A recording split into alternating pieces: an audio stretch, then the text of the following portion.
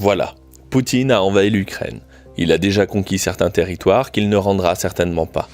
Contrôle des capitaux, rééquilibrage de la géopolitique mondiale, l'Europe face à ses faiblesses construites depuis 50 ans. Aujourd'hui, nous allons chercher à comprendre où ces événements nous emmènent et quelles vont être les conséquences de cette guerre à ce stade.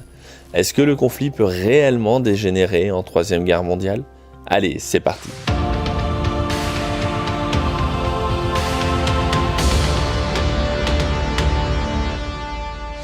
Le 9 février 2022, je publiais une vidéo pour expliquer l'histoire de ce conflit qui remonte à la guerre froide. En cause, la promesse non tenue des USA de ne pas faire progresser l'OTAN à l'Est au-delà de l'Allemagne et de l'Italie.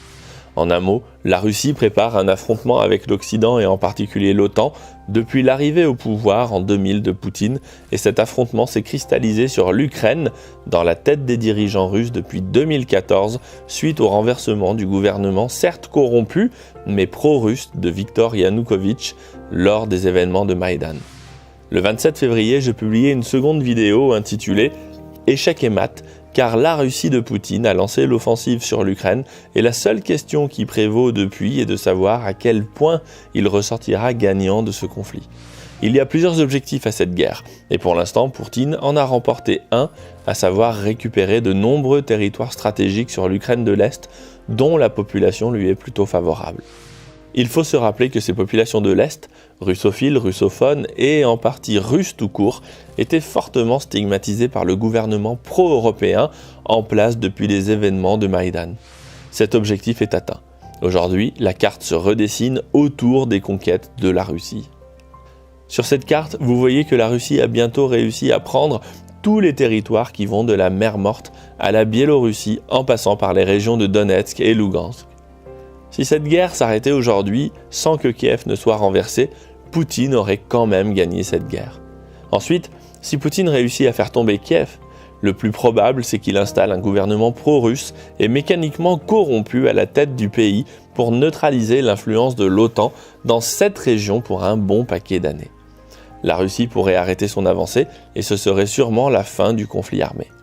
Par ailleurs, si l'Ukraine de l'Est est politiquement annexable, car la population est plutôt favorable à la présence russe, ce n'est pas du tout le cas de l'Ukraine de l'Ouest.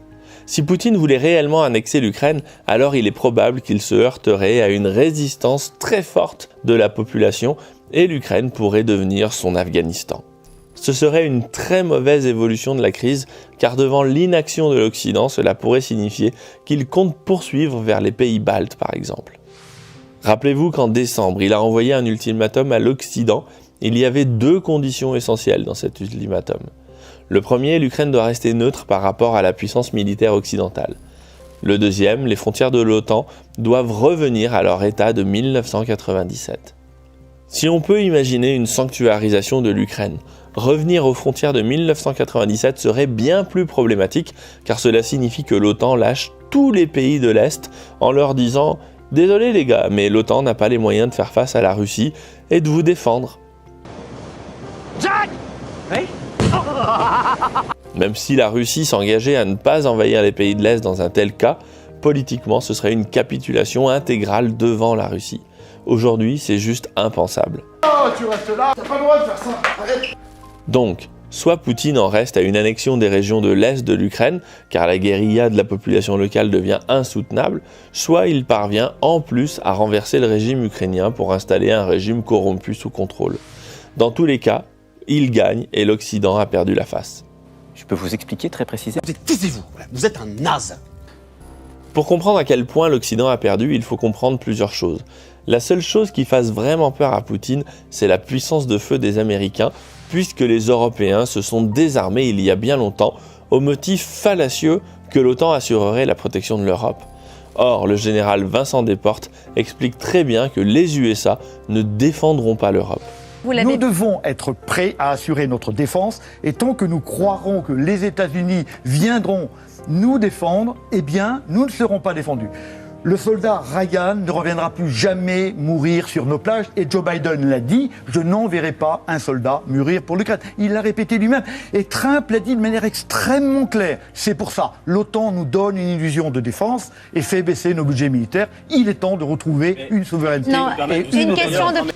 En ce qui concerne la puissance militaire des USA, c'est bien de la dissuasion nucléaire dont Poutine a peur et rien d'autre, car les USA ont déjà déclaré sous Trump et sous Biden qu'aucun Américain ne serait envoyé pour mourir en Ukraine. Les USA sont donc dans une phase de repli, car s'ils sont toujours une puissance, ils ne sont plus une superpuissance omnipotente. Or, en termes de dissuasion nucléaire, c'est une décision et un rapport de force qui s'exercent depuis le sommet de l'exécutif. Le problème, c'est que Joe Biden n'est objectivement pas en possession de tous ses moyens cognitifs. Poutine l'a rencontré à Genève et il a vu que le chef de guerre des USA est un point faible à exploiter aujourd'hui. D'ailleurs, Trump a réagi sévèrement envers Biden pour assurer qu'il fallait détruire Poutine, au moins psychologiquement, ce que Biden est bien incapable de faire. Donc, à moins que Biden soit jugé inapte et que Kamala Harris prenne sa place, la question du feu nucléaire et du rapport de force n'est probablement pas une préoccupation majeure pour Poutine. Les USA sont donc en dehors de la partie. Côté Union européenne, je pense que nos dirigeants sont complètement aux fraises. Poutine se moque publiquement du président de la France, Emmanuel Macron, qui est également en ce moment le représentant de l'Union européenne. La Russie l'a complètement humilié à plusieurs reprises dans ces dernières semaines lors de contacts diplomatiques. On peut aussi citer le cas emblématique de Bruno Le Maire, le ministre des Finances français, qui après avoir déclaré qu'il fallait faire une guerre économique à la Russie pour provoquer son effondrement, s'est fait publiquement reprendre par le ministre de la Défense, Dmitry Medvedev, qui lui a précisé que les guerres économiques étaient souvent le prélude aux guerres tout court. Dans la foulée, Bruno Le Maire s'est désavoué publiquement en passant dans les médias français pour dire que le mot guerre n'était finalement peut-être pas si approprié que ça.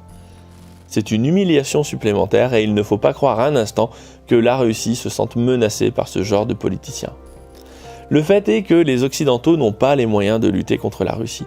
Dans le meilleur des cas, ce sera une prise de conscience pour les Européens, et je le souhaite, qu'il est temps de se reprendre en main. En tout cas, pour l'Ukraine, c'est cuit. Alors que peut-il se passer maintenant ? La plus grosse annonce en termes de sanctions, c'est la radiation du système de paiement international SWIFT et le gel des avoirs de la Banque centrale russe à la BCE, Banque centrale européenne, et à la Fed, la Banque centrale américaine. Pourquoi ?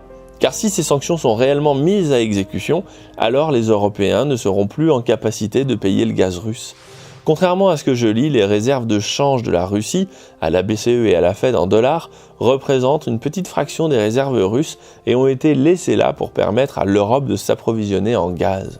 Si les Européens gèlent ces avoirs, ils devront se passer d'énergie. Il faut bien se comprendre, se passer du gaz russe, c'est assurer une récession économique d'environ 10 à 20% par an pendant au moins 2 ans, le temps de rebâtir des infrastructures de retraitement de gaz de schiste qui pourraient éventuellement arriver des USA pour qu'ils soient exploitables dans les centrales à gaz européennes. Les Européens ne sont pas préparés à cela, tandis que les Russes, oui. D'ailleurs, la Russie vient de passer un énorme contrat avec la Chine pour construire l'équivalent du gazoduc Nord Stream 2, depuis la Russie vers la Chine. La Russie souffrirait, mais elle a des débouchés potentiels et elle est préparée à cette période, tandis que l'Europe n'est pas préparée et il n'est pas du tout garanti que le gaz de schiste américain puisse suffire à remplacer l'intégralité du gaz russe. Quant aux énergies renouvelables, éolien et solaire, c'est une fantaisie intellectuelle de penser qu'ils pourront servir de substitut.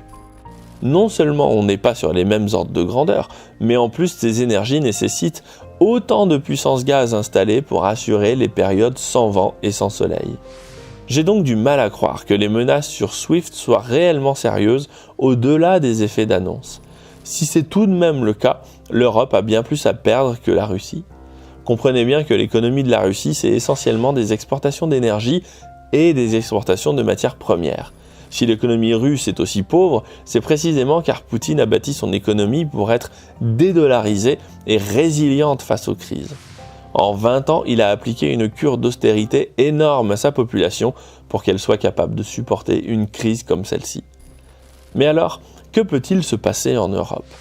D'une part, si l'Europe abandonne l'Ukraine et fait des compromis avec Poutine pour normaliser les relations au-delà des annonces pour sauver la face, l'Union européenne pourrait saisir cette occasion pour prendre cette crise pour ce qu'elle est, un échec résultant de 30 ans de laisser-aller.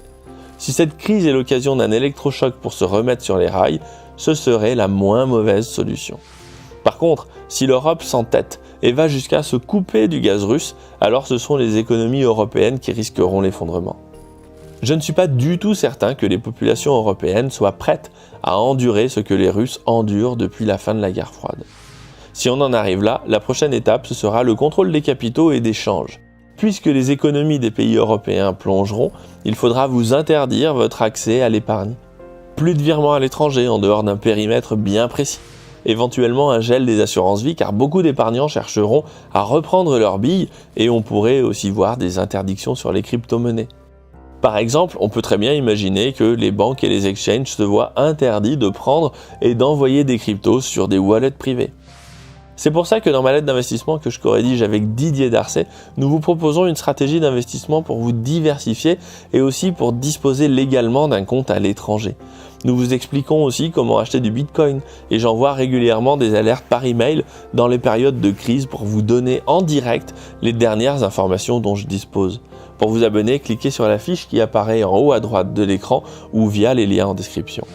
Ceci peut paraître surprenant, mais de toute façon, c'est comme ça que se termine l'histoire des pays endettés qui vivent au-dessus de leurs moyens.